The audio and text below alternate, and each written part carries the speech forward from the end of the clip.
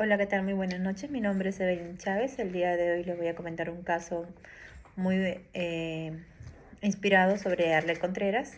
El día 18 de octubre del 2020, en la ciudad de Cusco, María Alejandra Ramos Castillo, de 26 años, denunció a su pareja Luis Fernando Quispe Mamani, de 28 años, por haber agredido físicamente y haber amenazado con matarla cuando ella se negó a mantener relaciones sexuales. Este hecho ocurrió en el hotel Los Andes Dorados, en el distrito de Quillabamba, donde ambos se hospedaron después de asistir a una reunión de amigos. La denunciante relató que el imputado, bajo los efectos de alcohol, intentó desvestirla por la fuerza.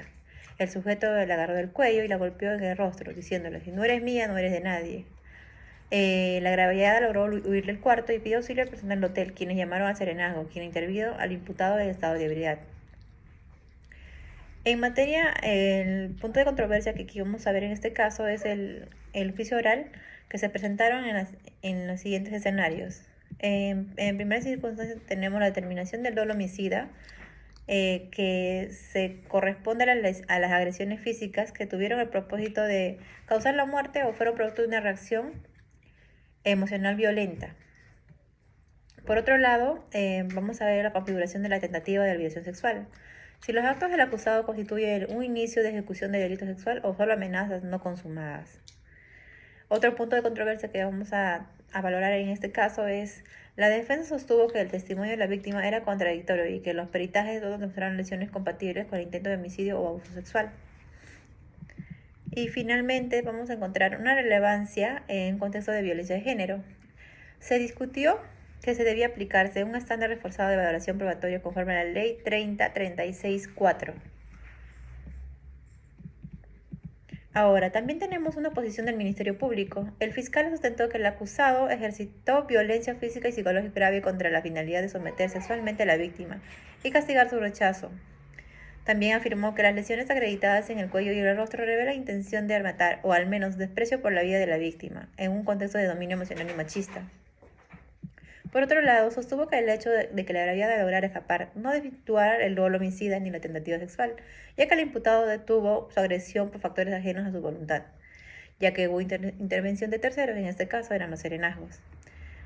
Asimismo, el fiscal invocó la jurisprudencia de la Corte Suprema de la Casación número 340-2017 Lima, que señala que la tentativa se configura desde el momento en que el agente inicia actos de ejecución idóneos para consumar el delito, aun cuando no logre el propósito. Sin embargo, la posición de la defensa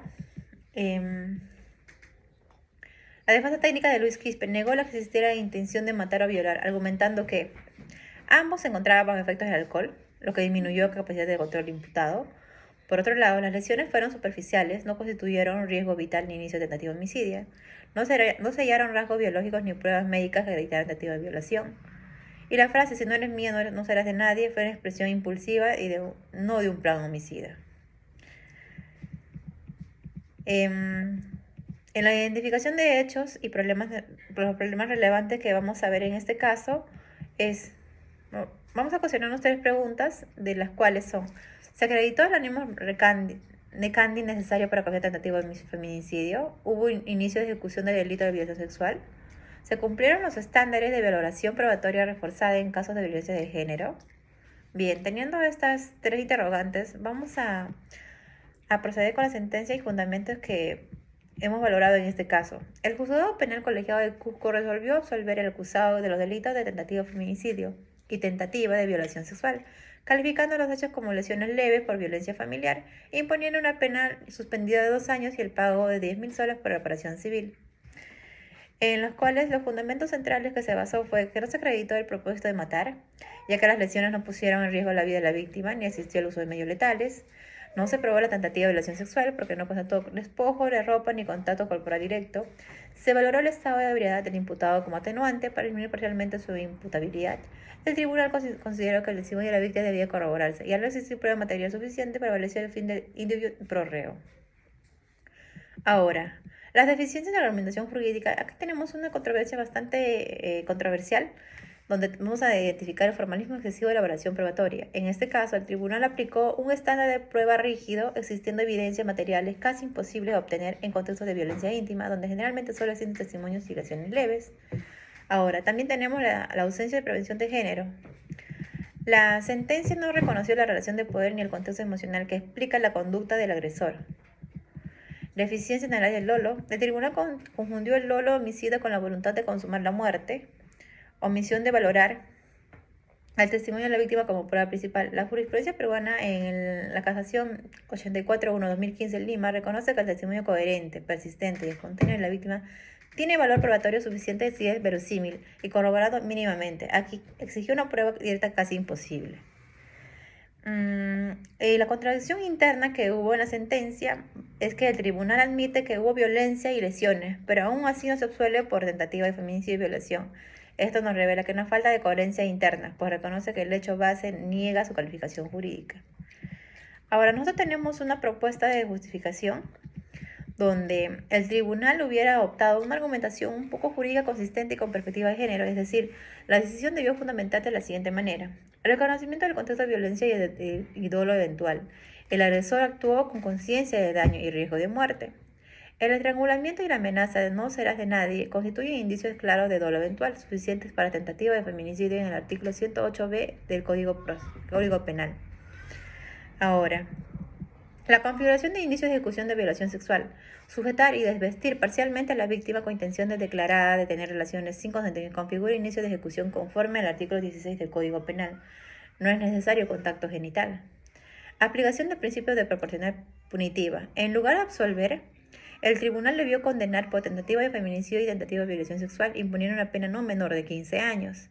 Según el artículo 108b, inciso b del Código Penal, contenuante por estado de ebriedad, artículo 21 del Código Penal. Y también tenemos la justificación donde, según Jesús María Silva Sánchez, el dolo eventual se acredita cuando el agente asume conscientemente el riesgo de producir resultados, lo que ocurre en agresiones de alta violencia. Y la perspectiva de género y derechos humanos. El tribunal debió aplicar la ley 3036-4, la Convención de Belén do Pará, el artículo 2, inciso 1 de la Constitución, que impone en el Estado del deber proteger a la mujer frente al tipo de violencia. Y finalmente podemos concluir que este caso de María Ramos refleja una deficiencia estructural en la argumentación penal, que privilegia la certeza absoluta por encima de la razonabilidad probatoria y protección de derechos fundamentales. Una justificación jurídica adecuada debe integrar una dogmática penal con la perspectiva de género, garantizando tanto la legalidad como la justicia material. En ese sentido, una decisión coherente y proporcional había reconocido la existencia de una tentativa de feminicidio y violación sexual, la responsabilidad penal del imputado y la aplicación de penas efectivas con reparación civil integral a la víctima. Muchas gracias.